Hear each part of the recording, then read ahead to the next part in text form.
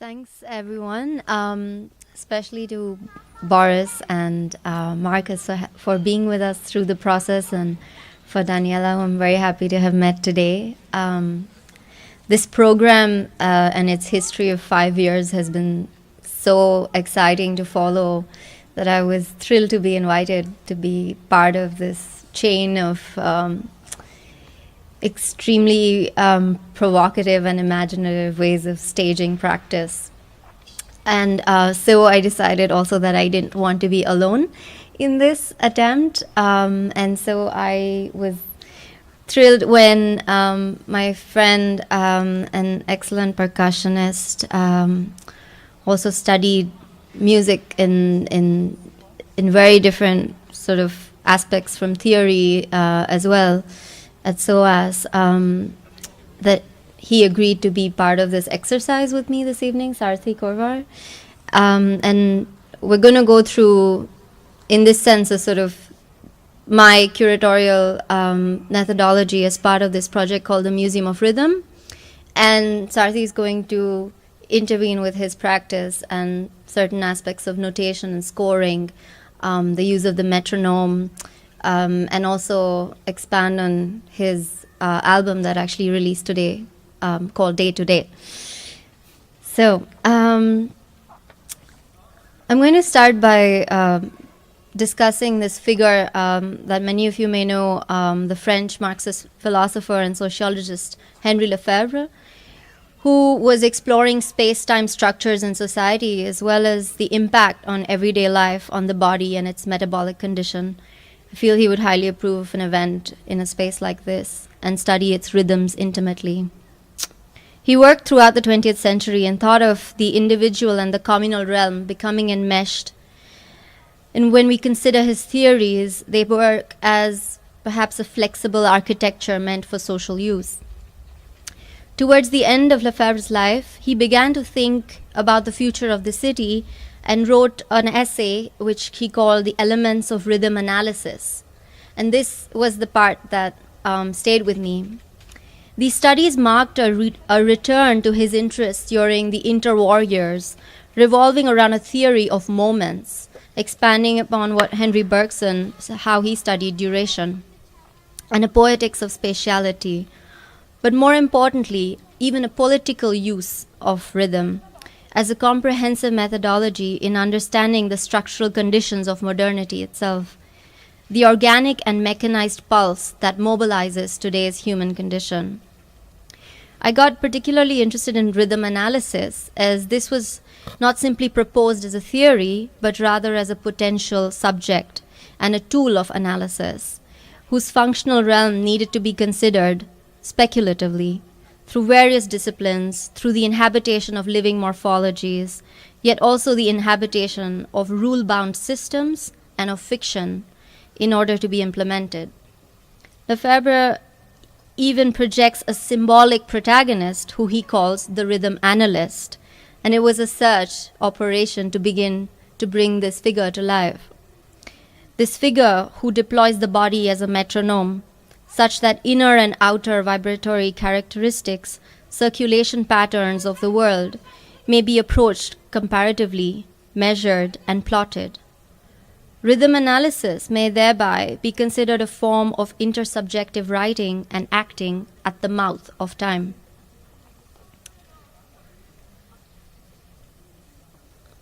The metronome, since it's a key figure for Lefebvre, I thought, come to that, and extend the idea of the body as a tuning instrument. The birth of the metronome, as we know, was thought of in terms of the regimentation of time, its militarization into the deadening beat, the regulation managed by an automated time machine external to the body's intuitive timekeeping, and essentially involving a human apparatus alliance to maintain a pulse as external record. It wasn't, though, until the 19th century that a Dutchman, who isn't credited much, Dietrich Nicolaas Winkel in Amsterdam, found that a double-weighted pendulum would emanate low tempos, even when constructed at a short length.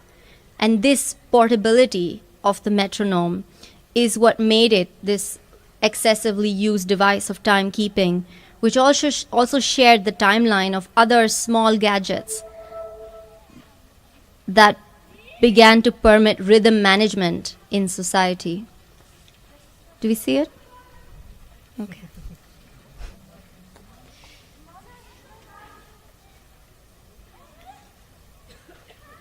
Yeah?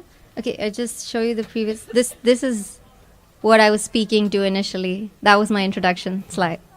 Okay.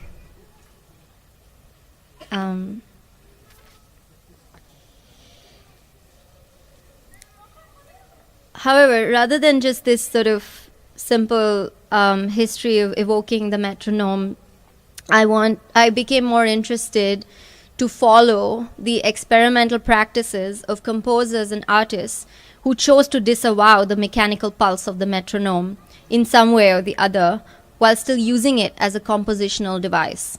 So these are pieces that you all may be familiar with. György Ligetti's 1962 performance piece, Poem Symphony for 100 Metronomes, which was produced during his brief connection with the Fluxus group, but still circulates, and people keep revisiting this piece, and that's what constantly brings it alive in the cultural sphere. But beginning from 10 performers with these 100 metronomes being wound up, being charged, and then slowly from a collective simultaneity becoming a slow, dwindling ramble, was something that also reminded me of this pulse of industrialization and its heavy beats that then go out of tune and disseminate in society and fail and crash at some point or the other. And I enjoyed how Ligeti eventually personalizes the metronome ensemble as an aural counterpoint. And then you have the avant-garde musician Toshi Ishiyanagi, who made the music for an electronic metronome in 1960. And he was, of course, very close to Yoko Ono and Lamont Young. And also he was the one who did the International Graphic Scores exhibition in 1962 in Tokyo that John Cage attended. I think these are all quite interesting in parallel to the fact that Mario Garcia Torres' great show on Conlan Nankoro is up now. It's a work that I'm very fond of, so I feel like I'm sort of also speaking in tune with that exhibition at this point. Ishiyanagi was special because he considered within the metronome how a certain indeterminacy could be staged, which was essentially countering the very form of this device. And he enjoyed framing compositions through a sense of in-betweenness or betweenness itself, which was called ma in Japanese. It's a special word for betweenness as a characteristic. And he used number sequences and chants for the electronic metronome composition. In terms of somehow bringing these together, I was thinking of this quote by Nabokov, which is in one of his novels, where he says, "Maybe the only thing that hints at a sense of time is rhythm, not the recurrent beats of rhythm, but the gap between two such beats, the gray gap between the black beats, the tender interval." And now I'm going to ask Sarathy to play. He's going to consider composition in relation to the metronome and circadian rhythms. Hello. Hi. It's great to be here, and I'd like to thank Natasha for letting me share the stage with her. I'm going to start off with playing a piece that's inspired actually by the metronome and a similar idea. I mean, I think personally as a musician, going through music school, or anybody who's had the similar experience would probably say the same thing, is that you kind of start with, you're introduced to the metronome as this foreign instrument, and you start hating it, but then you slowly sort of learn to love it and learn to play with it, and you're told to kind of play with it rather than against it. And I think then, of course, given the kind of personality you have, you kind of then choose to, use it or not use it. But I think this piece of music that I've kind of composed is very, in a sense, you've kind of said it, in the sense that it talks of the kind of human error as being very beautiful. in relation to this kind of very ultra disciplined idea of rhythm that doesn't exist for me anyway in the way humans kind of interpret rhythm. It's called Indefinite Leave to Remain, and it's also inspired by Steve Reich and his kind of ideas of multiple patterns playing at the same time, simultaneously crisscrossing each other. Okay.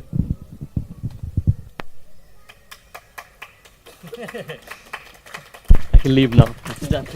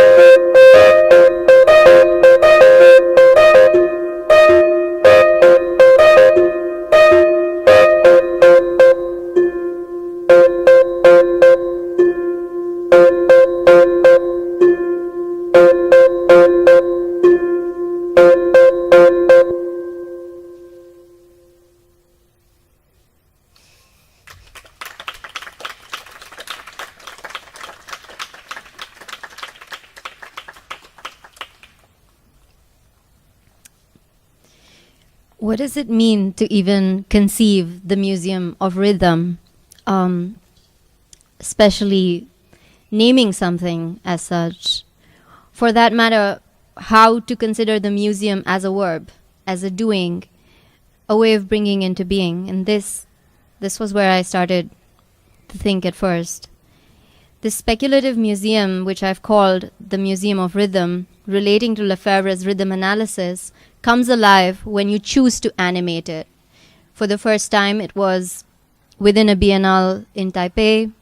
Soon it will be manifesting in Poland, in Łódź, within a museum that has a collection of modern and contemporary art that investigates these cyclical aspects of time, that looks at architecture as well as an artifact of time constructs.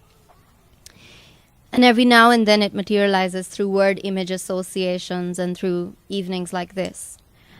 And otherwise it's something that stays in my mind as well, that sort of resides there. And I think of the museum as a forum for the blind spot of master narratives and its surpluses, that which exceeds normative history and that which remains unsayable but also subaltern to a centralizing argument. Perhaps the museum can be considered a montage of affects, a site of unveiling modernity as we have come to accept it, rather than continually reaffirming its dominant strangleholds. It also doesn't necessarily have to be a site of accumulating time, but rather encompass a clash of times, incapable of moving in a singular direction called progress, and therefore it may be conceived with another sort of vector that is web-like. I was inspired by this clock, which comes from the 12th century, by a scientist historian called Al-Jazari, and he wrote this manuscript on wondrous devices and machines, and basically also the Greek term for water clock, klepsydra, literally means to steal water or water thief.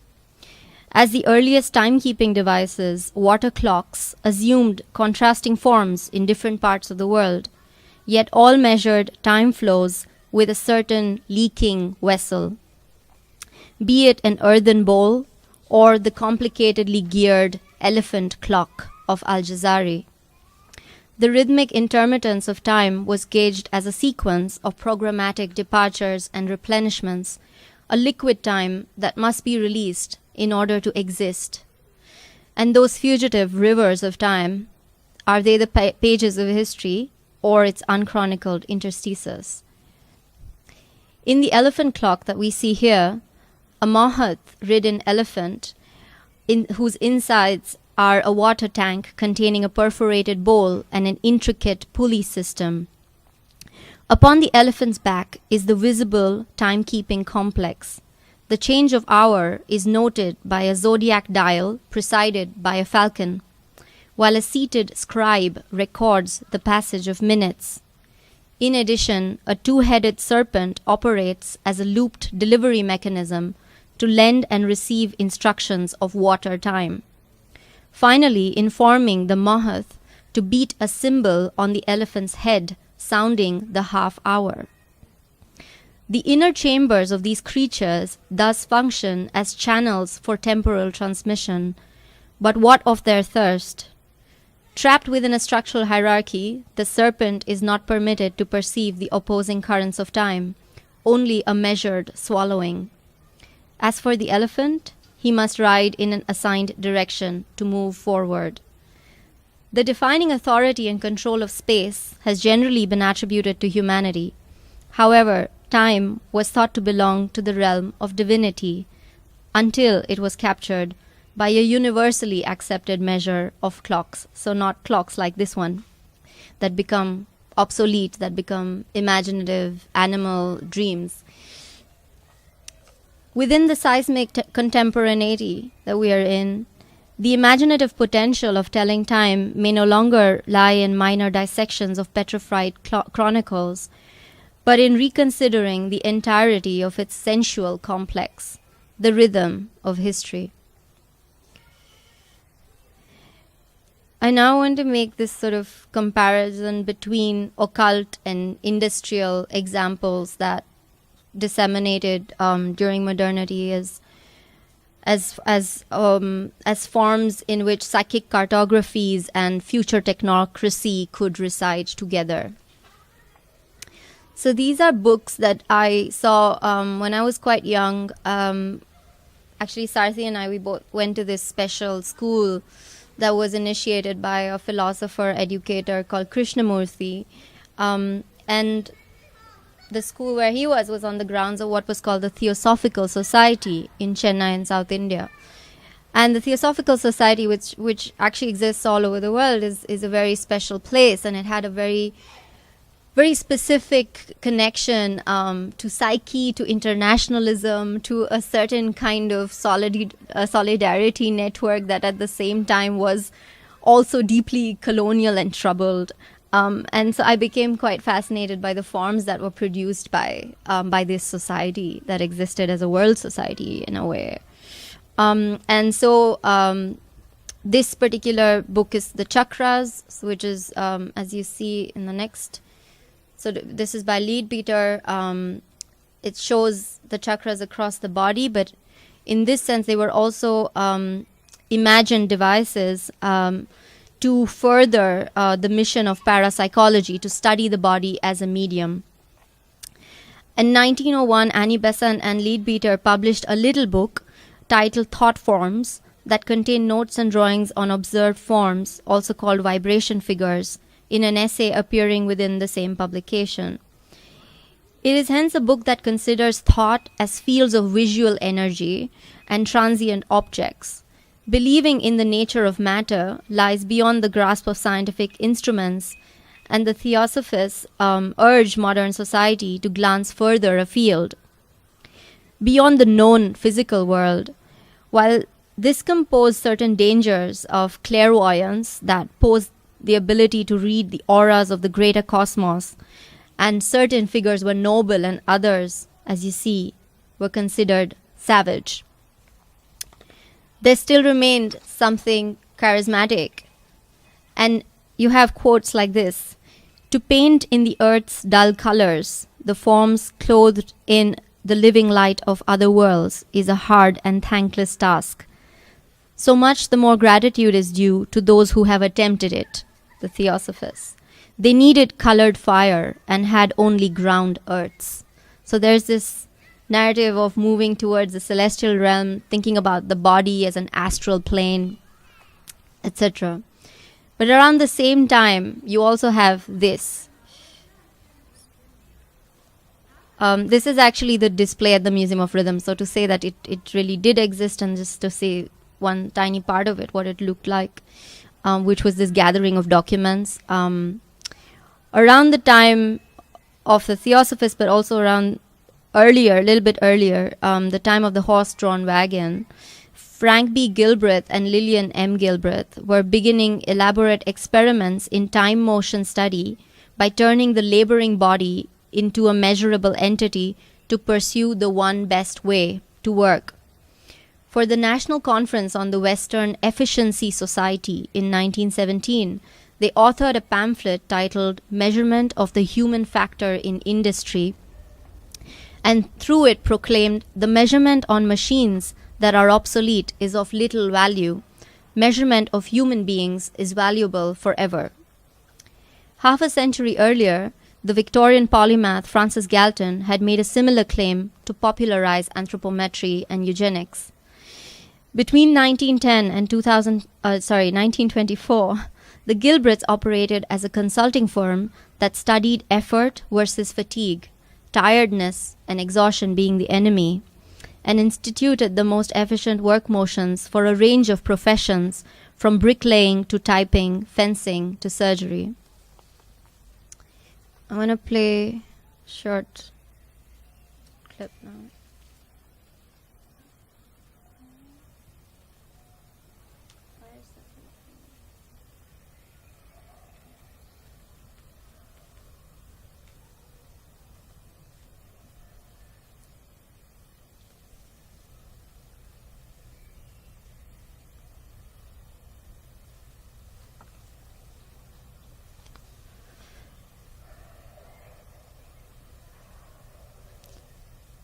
So these are some of the films that the Gilbreths made that documented their methods.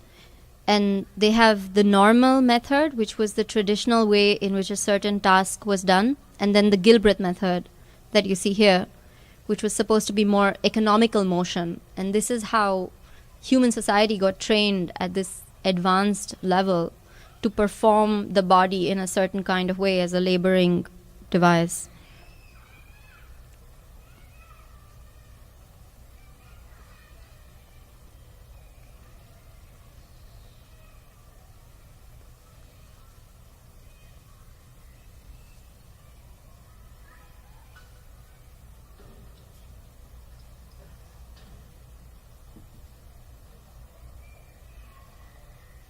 So it goes on like this.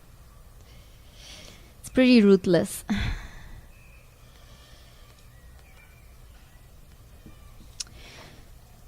These are a selection of Gilbreth chronocyclographs which were presented in the Museum of Rhythm to expose snapshots of motion paths formed by small electronic lamps usually fastened to workers' hands or fingers.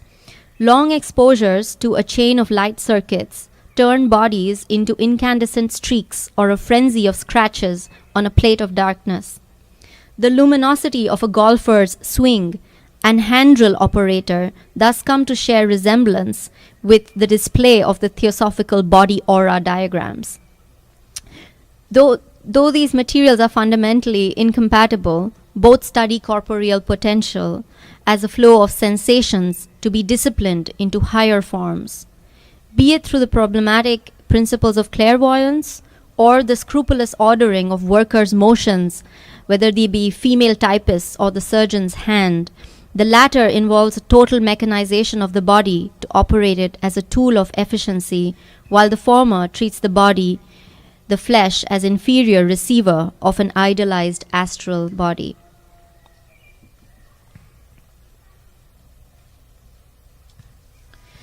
I'm just going to run through some of the other practices that were shown in the Museum of Rhythm and as certain sorts of methodologies of composition, of notation, and performativity. This particular work of Simone Forti, who all of you know, I find really a fantastic example of rhythm analysis itself, where I'm going to read her words, where she says in Contact Quarterly, a choreography journal, a dance and choreography journal, she says in 1986, "I've been dancing the news, talking and dancing, becoming the ships, the land, the peoples, the strategies, the connections." She starts to collect the International Herald Tribune from wherever part of the world she is, and she slowly starts to cannibalize the headlines. She turns them into lyrics. She turns them into grunts and indecipherable sounds. She starts to eat the newspaper. She starts to absorb it. She starts to turn it into dance moves. And in this way, there becomes no separation between the news entering her mind and the news becoming a body itself. It's a practice and performance form that helps me remember the bits and the broad strokes of information that I take in from the news media. And as I run it all through my body, I can see how it falls together in my mind, in my imagination, in my feeling.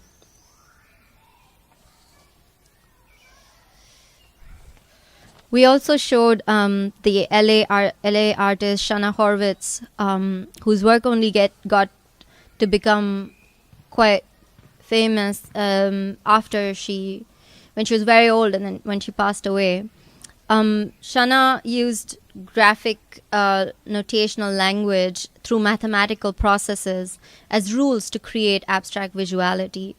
The axis of a graph as a form of grammar for drawing, and let's say even choreographing movement. In the case of Horwitz, she called these Sonakinatographies, starting as early as 1968, capturing sound motion as form of notation. This word has all three.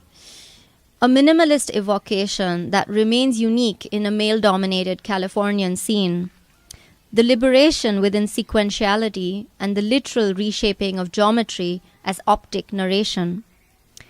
The formulation of rules as exercises in language creation and patterns of measurement. In a sense, these are also algorithmic diagrams of what became later data mapping. But it possesses a new age sensibility that marks the time of the artist.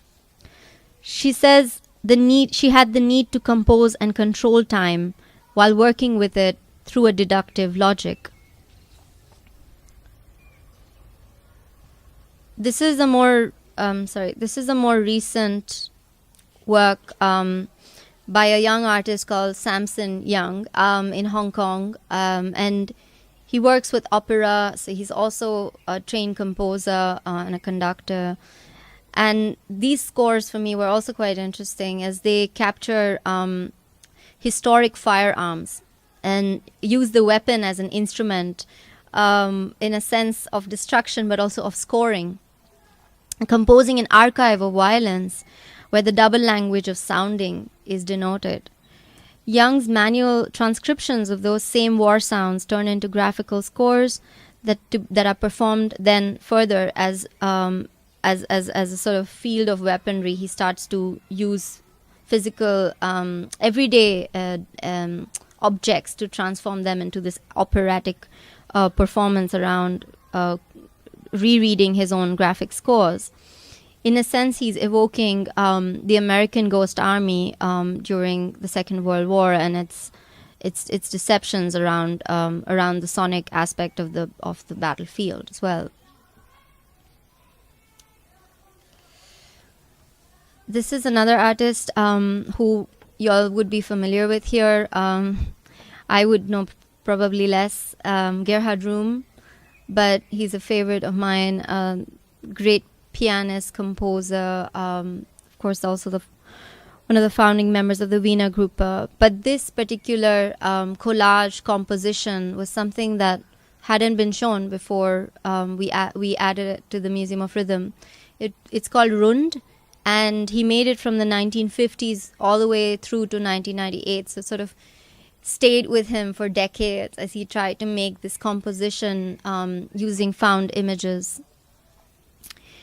In Rund, we travel from the moon's surface into an escalator tunnel, James Bond's gun barrel, a hula hoop, an enormous leaking stomach, a tennis court, and onwards into what appears a mine shaft. Rühm's photo collage series, made across 5 decades, bear the sensibility of a graphic score that mediates conditions of roundness, articulations of circuits, cycles, spheres, revolutions, the status of thinking as acts of spinning around. The circle comes to serve as an elemental habitat, but also a passage, a reminder that the whole can no longer be portrayed as a large round whole. Instead, there is an observation of the thing via circumambulation. This is a score that Sarathy sent to me, and he's now going to play his notation. Okay, not his notation.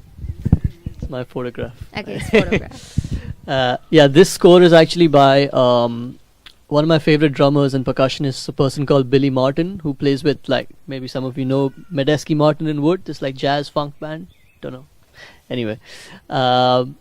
And it's based on insect rhythms and bug music. And Billy Martin's been really inspired by and has written a whole sort of array of compositions based on insect music.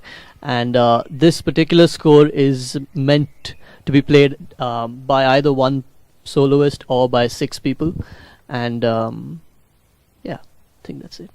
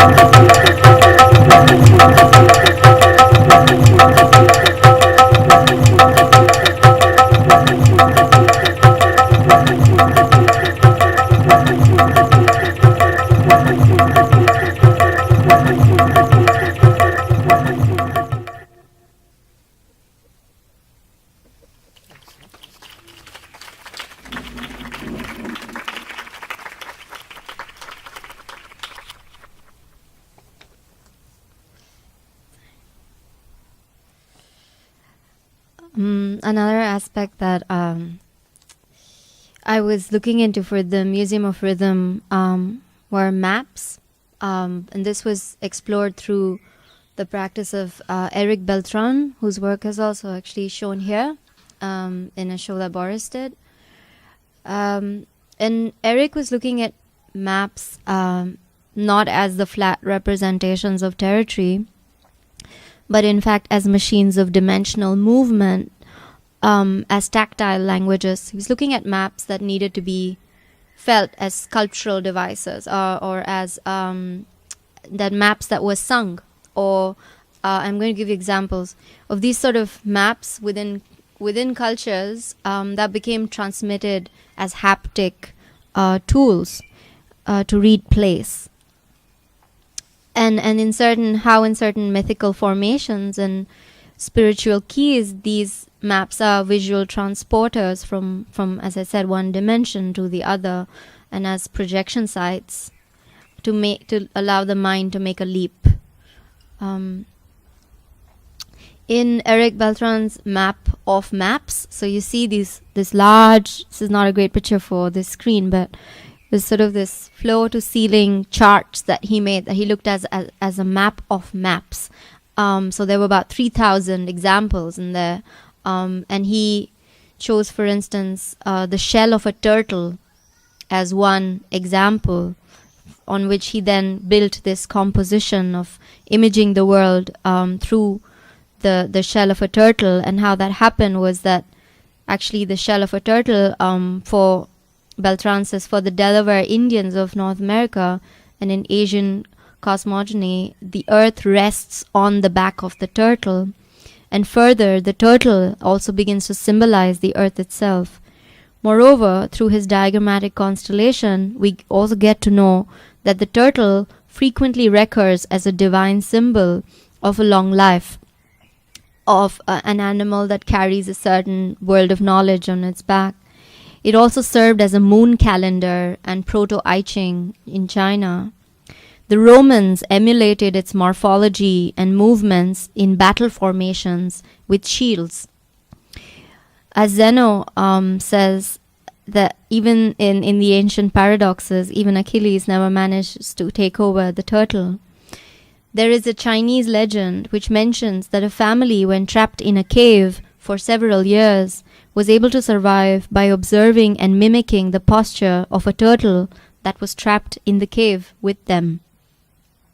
That is yet another wonderful episode visualized in Beltran's research on the turtle emerging as a life force and as a force of rhythm. Another example from the museum is the work of Lawrence Abu Hamdan. It's an artist from Lebanon, lived for a long time in London, where he was working with forensic architecture and looking at the politics of listening, and how the voice is plotted by state systems, how the voice becomes surveilled, and how identity is constantly regimented through the role of the voice. He has this archival project that I'm going to talk about, but this one example, because you're probably curious, to this lion. This is the famous lion of MGM. So the roaring lion of MGM was the first non-musical sound to be copyrighted in 1928 for the talking movies. And though it was plotted as one lion, it was actually 7 lions that roared on that MGM symbol. This was something that would belong to Lawrence's oral contract audio archive. Lefebvre also talks about bodily rhythms and socializing of the self. He talks about a hierarchy of gesture and mimetic tendencies framing a dominant mode of being in the world. And it is through an economy of bodies brought into a prescribed rhythm that time regimes of enculturation processes and civilizational enterprise proliferate. Lefebvre points out in his writings on how humans break themselves in like animals through a set of consecrated rites of presenting ourselves and presenting others to the world. Dressage, whether used for horses, or in Lefebvre's case he uses it on humans, reduces unforeseen behavior to thrust us into deterministically rhythmized beings. Our bodies, those like animals, are found to have use value only when they are broken in or trained to operate in this way. The untrained body becomes the defiant aberration. This is important in relation to how Lawrence constructs his archive, because he's looking at juridical listening, at how the law interprets the role of the voice. In his archive, he has the trials of Saddam, but also those of Judas Priest. He has UK police tapes, but also Italo Calvino's A King Listens. And so it's this accumulating site in which the relationship to listening is investigated through storytelling, through borders, through human rights, through testimony, and through international law. It's also a voice-activated archive, so you have to, the audience had to ask for a certain recording to play from the archive and had a keyword that they had to say. And in this sense, it's also the procedure of asking the law, of vocally testifying to the archive in this case. This is a piece by the same artist that we actually had on the floor. So I wanted to think about, if there is a museum of rhythm, then how do we activate the floor of this museum? How could it have also a sonic print running through it? So these are two different voice prints saying the word you. And this is how accent analysis takes place through police investigations. Depending, of course, then on your accent, you have a certain level of treatment by the state security force. But this is just, as simple as the word you, where the minute the voice leaves you, it's not simply yours. It's within that web of signification that places it in the vulnerability of state systems. And I'm actually gonna end with two things before Sarathy takes over for slightly longer. This is a map by the geographer Hermann Moll, made in 1736, which was the first map, if I'm not mistaken, which is called the New Map of the Whole World with Trade Winds. And this, I feel, should be the concluding image for our presentation today, because I wondered, when I saw this map, and Moll is the same one who made these sort of more fanciful cartographies for the book covers for Daniel Defoe's Robinson Crusoe and Jonathan Swift's Gulliver's Travel. So he also made fantasy maps, but then he was the first to make this map of the trade winds of the world. And if a map of winds is that not also a wind composition in some sense? The irrational pursuit of unplottable markings of currents dwelling across land and sea that never stall and never allow to be fully measured, to be possessed and accountable as image. It's only through, for me, a device like the Museum of Rhythm that I can think of this score for trading empires, colonial, territorial pockets, in the tone of wind pressure arrows piercing the belly of a world atlas. I'm not going to play, sorry, so that was the last thing, but I'm also going to play a clip, actually. It's from a film by Jean Rouge, The Battery's Dogon, which was made in 1965. And he... Oh, is this the one? Sorry, no.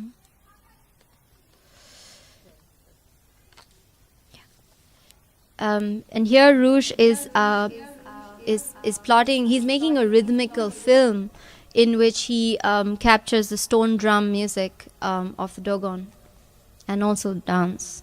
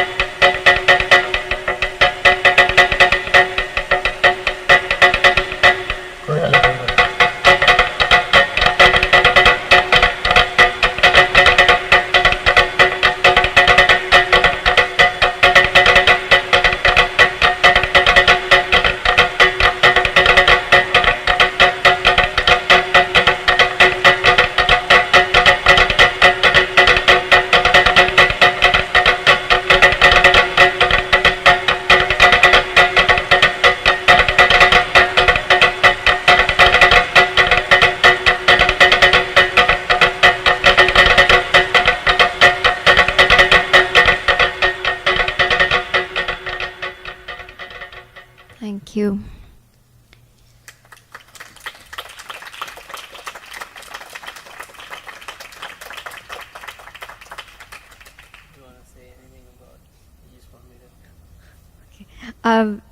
So I also played this in relation to the fact that Sarathy did this fascinating research field trip and recordings that are exceptional with the Siddhi community, who are the African diaspora in India and also in parts of Pakistan.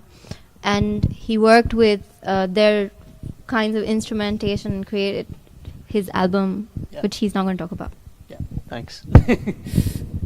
Yeah, so I worked with this community of people called the Siddhis, who are, like she said, diasporic communities in India and Pakistan, African communities, who basically immigrated from as far back as the 8th century from East Africa mostly, but also from Southern Africa. And the term Siddhi is now used as a blanket term for anybody who immigrated from Africa in general. So it's essentially very difficult to place where people are from anymore, which is really sad, but it's the way it is. I spent about 2 weeks with a particular group of performing musicians on the western coast of India in a small village called Ratanpur, which is in Gujarat, which is where we're both from actually. Not the village, but Gujarat. And it was an amazing experience for me because they're a fascinating community of people, obviously because of their heritage, but also because from a more selfishly sort of musical angle, a lot of their instrumentation is informed by a lot of the instrumentation that you find in lots of communities on the eastern coast of Africa. So there are these musical bows that they play, which are like gourd resonated bows and mouth bows that you find everywhere across, from West Africa to East Africa to Southern Africa. And they exist like out of nowhere on the western coast of India, that these community just play these instruments, and nowhere else do you find musical bows in India. And the particular musical bow that they play is called the Malunga. And it's amazing because obviously when you hear it, I'm going to play a couple of samples of the field recordings that I made. They're distinctly Indian, but also you can hear, if anybody's heard like the berimbau or any mouth bow or just stick bows, you'll know that, there's a resemblance there, there's a parallel relationship there.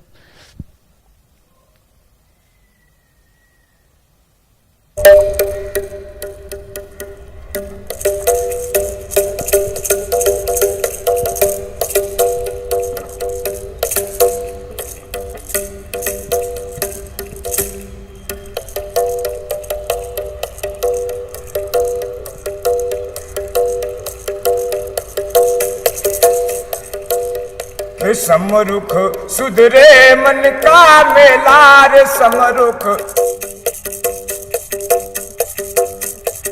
सुधरे मन का malar Nabi ji रे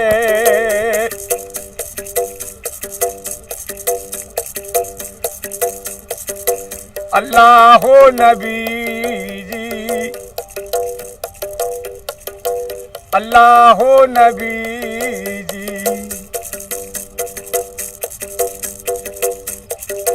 अल्लाह हो नबी जी रे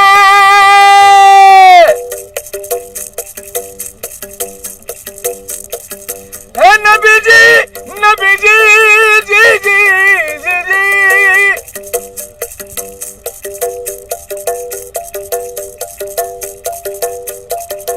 अल्लाह हो नबी जी रे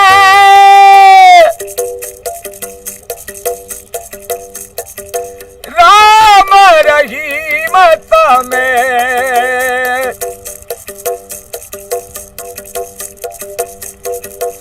एक करी जानो लाला एक करी जानो कि मिट जाए 84 का फेरा रे मिट जाए 84 का फेरा रे नबी जी रे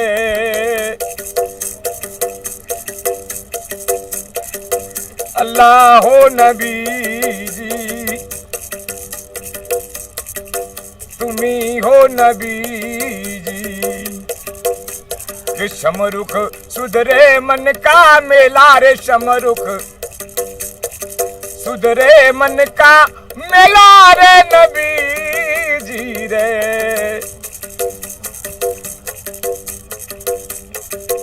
अल्लाह हो नबी जी तुम्ही हो Nabi ji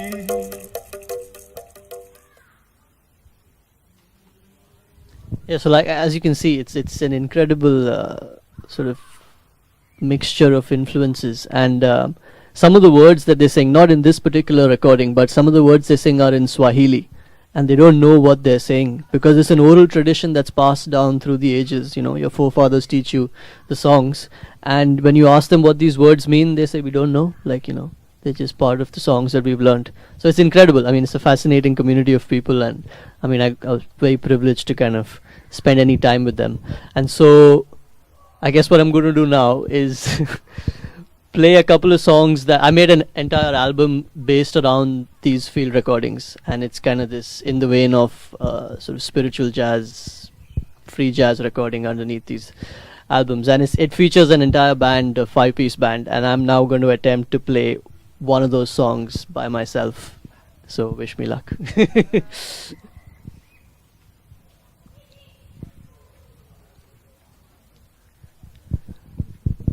So this song also features some mouth bows from southern Africa and the Malunga.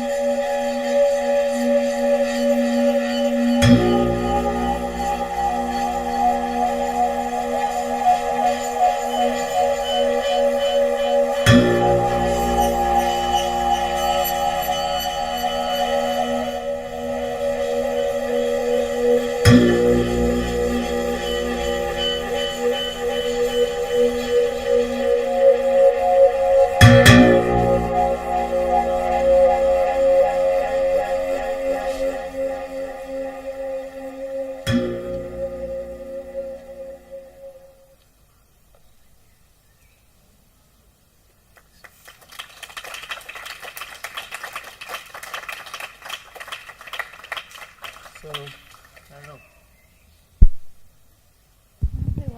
I can keep going all night. So like somebody's got to tell me to stop at some point. Yeah, play one more. Like maybe play like this one of the songs. Just play one of the songs.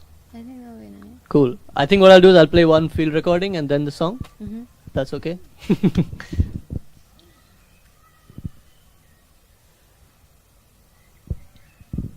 So this is by a person called Salim Ghulam Muhammad Siddi, who is one of the performing musicians in the troupe that I was telling you about.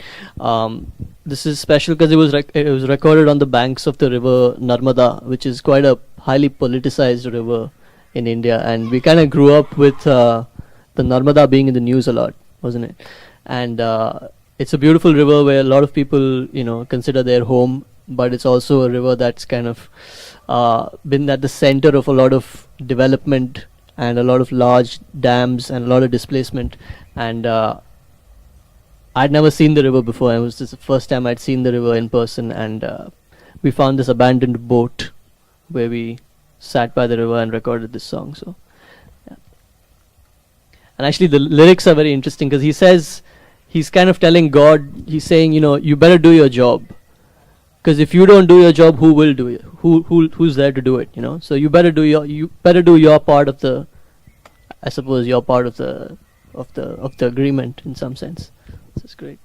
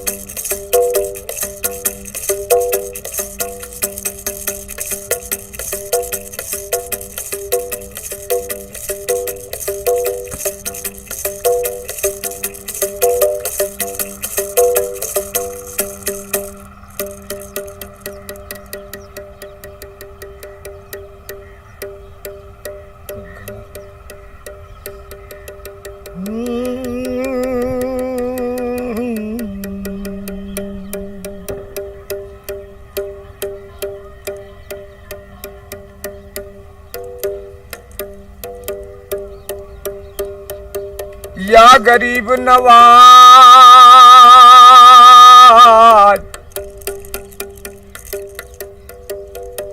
या गरीब नवाज मोरे ख्वाजा जी।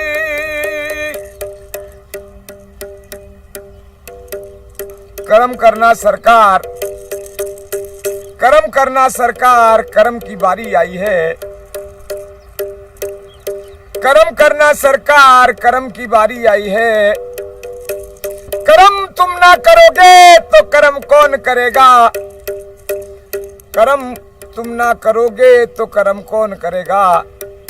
तुम्हारे सिवा मेरी खाली झोली कौन भरेगा?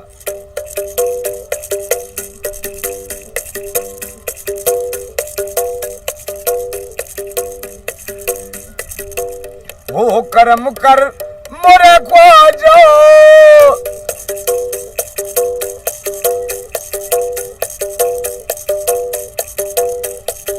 अज मेरी तो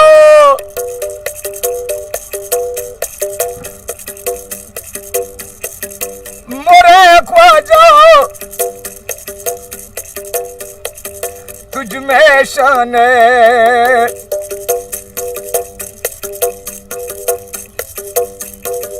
मुस्तफाई है। वो करम कर मोरे ख्वाजा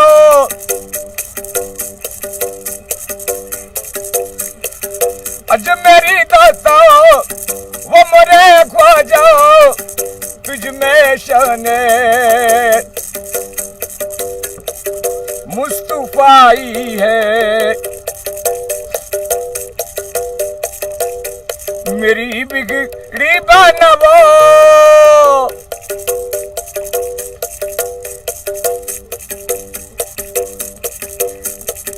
हज बनवो वज बनवो तुमने लाखों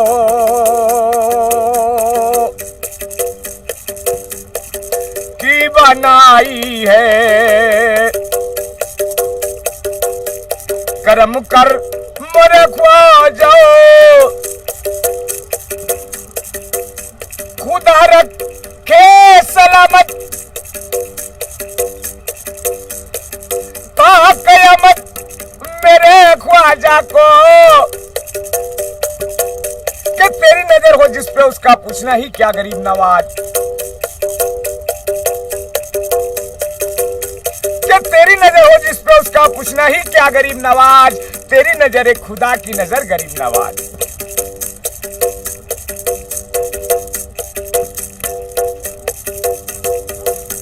खुदा रखे सलामत ता कयामत मेरे ख्वाजा को। मेरा ख्वाजा चरागे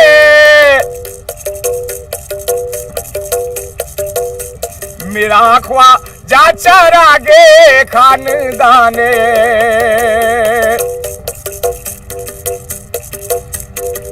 मुस्तफाई है।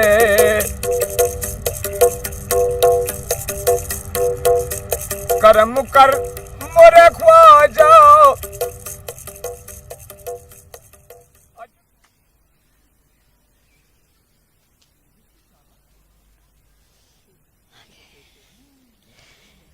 Thank you, everyone.